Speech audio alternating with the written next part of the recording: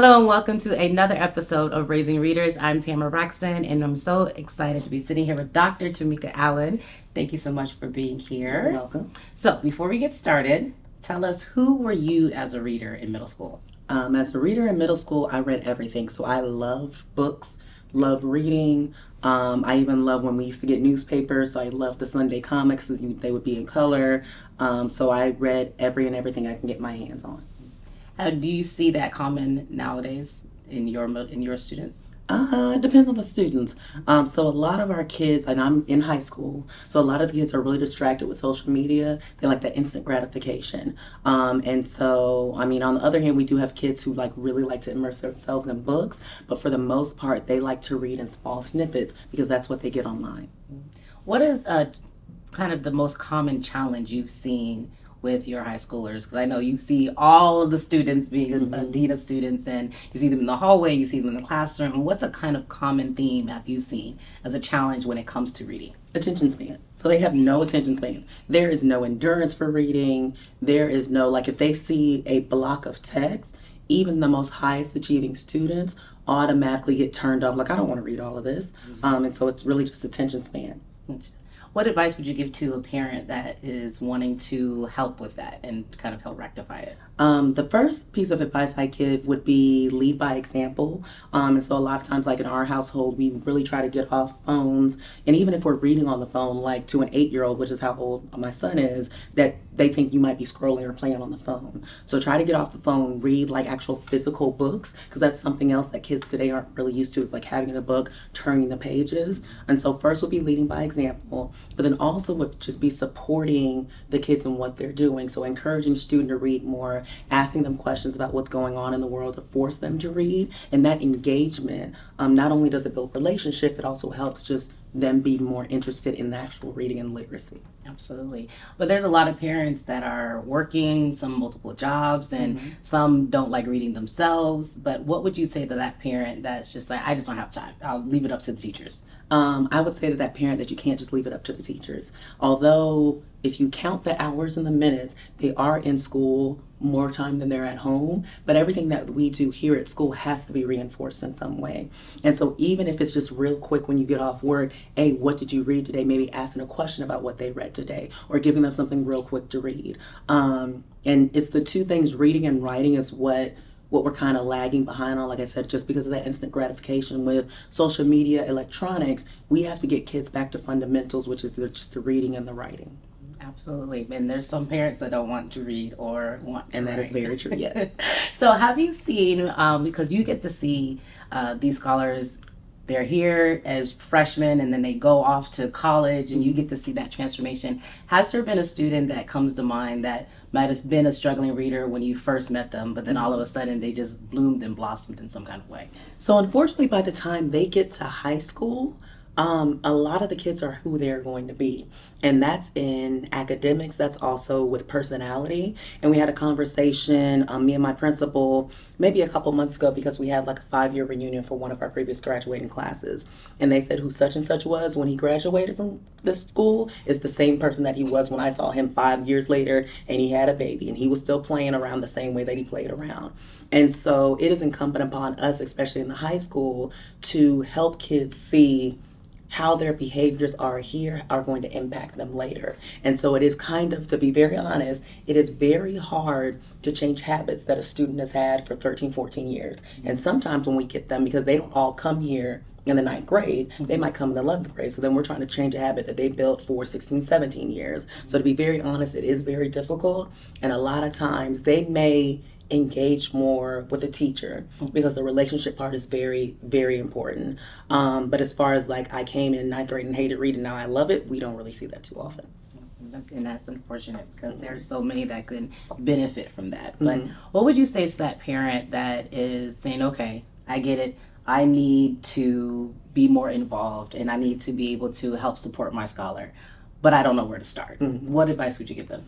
The advice I give them would be talking to the teachers, talking to the school.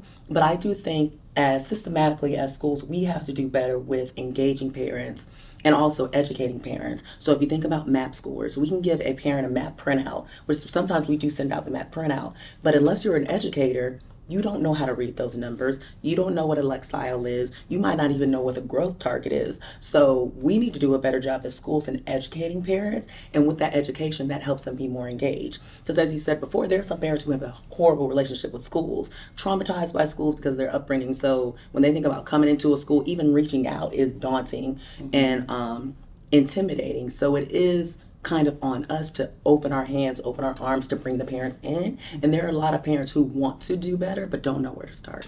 Absolutely. And it comes, how does it look from an admin perspective? Because I know that as a teacher in the classroom, I can reach out to my handful of students and parents, and I can let them know what's going on in my classroom. But if it's not done with all 7 of the scholars or the teachers, then it's almost mute. But what do you do as an admin? How do you support that type of behavior, getting the teachers on board with reaching out to the parents?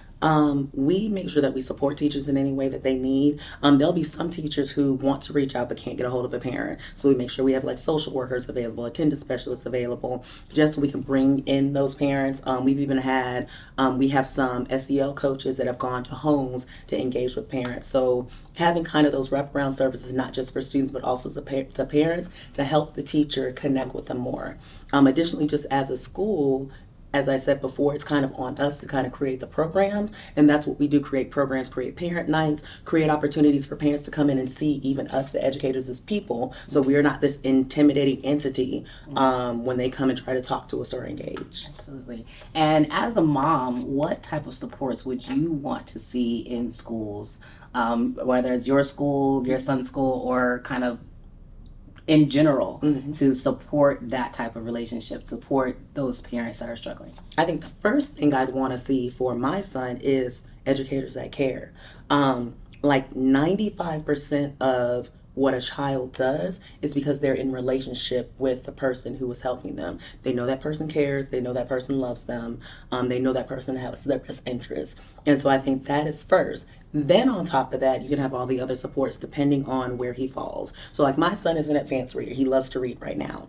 And so the type of supports I'd want to see for him is trying to figure out how to push him further so that he doesn't become stagnant in that same spot. And I think that's also something parents come into contact with, is they're like, oh, my kid's great, I can be hands off. That's not the case, because there's always further that they can go. And if they get complacent with where they are, once they get into middle school and high school, but you're still reading on the 3rd grade level, but you were great when you were in kindergarten because you were on the 3rd grade level, but nobody pushed you to be better. Absolutely. So what type of at-home practices do you have with your son? We just read. So we've always started when he was really small reading. He has an at-home library, so any book he could want, he has. And he was really into graphic novels, or still is really into graphic novels. Now we're trying to get him to read more just chapter books. So when we go to the store, you can get a graphic novel, but you must also get this chapter book, and then we read it and we talk about it with him. He's also really into audiobooks, which has been helpful, that we read the audiobook. And then some audiobooks, like, well, his dad just did the Harry Potter series with him in audiobooks. And then he gets to watch the movie. So then there's the connection with, this was in print, I listened to it, now I get to watch it. And then even when we watch the movies with them, we do a kind of compare and contrast. So there's some analytical things there that help him to compare what was happening and what he read or what he heard with what he saw on screen. Absolutely. So you have to take the time. Yeah. And you have to make the space for those times. It doesn't just happen. No, it does not just happen. But I know that there are some parents who are just like, well, I just don't know how to do it. I don't even know where to start. But I even know as an educator, it's even difficult to find the time. And I remember distinctly bawling in the copy room when I got my youngest sons, and it was pre-K, so I know I was overreacting, but he didn't know all of his letters like he was supposed to at the end of the year, and I just boo-hoo cried. I was just like, how am I supposed to be a teacher? I can't teach my kid. It was so emotional. It was a lot. But what do you do, or what advice would you give to those parents that are dealing with the emotional, turmoil of having a struggling reader? The same advice that I would give any type of parent is that you have to start somewhere. And a lot of it can be overwhelming. And if you just look at one of the small things of what you can do, it is the talking to your child, reading with them if they're on a lower level, pointing out things when you go throughout the day. So if you're driving a lot, it might be signs that you're pointing out. It might be magazines that you're pointing out while you're at the grocery store. Like, opportunities for reading present themselves in all walks of life. It doesn't have to be, because if we acknowledge, we know some of our parents just do not have the time to go through all the steps. Like I just said, we do with my son. But you're in the grocery store with your kid. What's that magazine say? What do you think they're talking about? And that is like easy and accessible in small bites. And so that, as a parent, if my advice would be to parents, that if you are overwhelmed, think about the small wins that you can get to then lead up to the big win. Absolutely. Well, thank you so much, Dr. Allen, for being here. You're welcome. I certainly appreciate your insight. And thank you so much for watching another episode of Raising Reader. We want to say thank you to our sponsors, the Decatur Education Foundation and the Beacon Hill Middle School PTA. Thank you so much for watching. We'll see you next time.